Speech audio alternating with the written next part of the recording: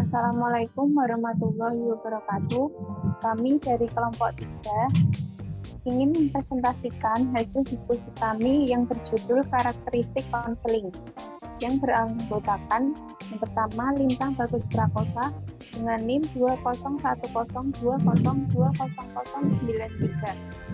Yang kedua Zuliza Mina Fahmi 20102020077.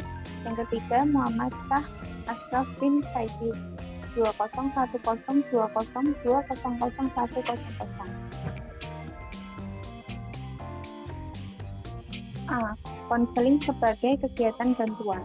Konseling diakui salah satu profesional yang bisa diberikan dalam bidang pekerjaan dan kesejahteraan sosial, pendidikan psikologi klinis, dan konseling, psikiatri, dan kesehatan masyarakat. Pengertian bantuan bisa menimbulkan berbagai interpretasi karena banyak ragamnya. Yang pertama, bantuan non-profesional. Yang A, bantuan sesaat. Sifat bantuan ini adalah sekali saja tidak diulang atau berlanjut. Bantuan ini sendiri juga bermacam-macam, baik dalam bentuk materi maupun tenaga dalam arti pertolongan yang bisa diberikan kepada seseorang yang membutuhkan. Yang B, bantuan yang mendasarkan pada belas kasihan atau kasih sayang. Ini cenderung mengakibatkan si penerima bergantung terus dan mengandalkan bantuan yang diperoleh.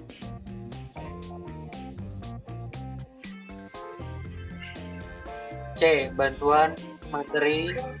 Bantuan yang diberikan dalam bentuk materi juga bisa berupa bantuan sesaat karena ada kebutuhan mendesak. Yang D. Berupa tenaga. Bantuan tenaga yang diberikan karena kekurangan modal tenaga untuk melakukan sesuatu. Bantuan tenaga seringkali secara objektif rasional bisa diterima. Yang C. Bantuan moral. Bantuan moral lebih berupa dukungan sehingga seseorang merasa lebih mantap dan beban yang dirasakan lebih ringan. Yang F. Bantuan nasihat lebih merupakan petunjuk yang diberikan seseorang kepada mereka yang membutuhkan nasihat.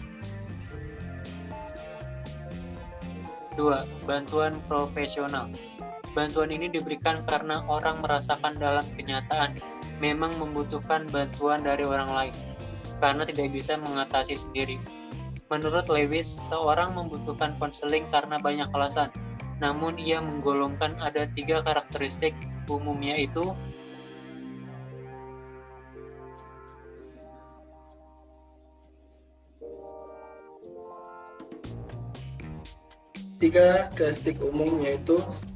pertama, seseorang sedang mengalami semacam ketidakpuasaan pribadi dan tidak mampu mengatasi dan mengurangi ketidakpuasaan tersebut.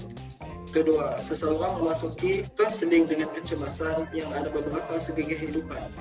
Ketiga, seseorang membutuhkan konseling meskipun mengharapkan konselor bisa membantu. B. Konseling untuk perubahan perilaku.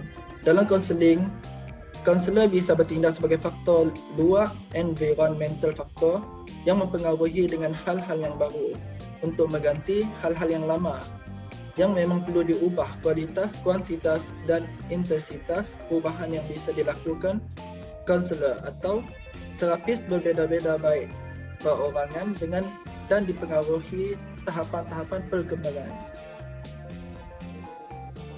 Sekian, terima kasih daripada kelompok 2.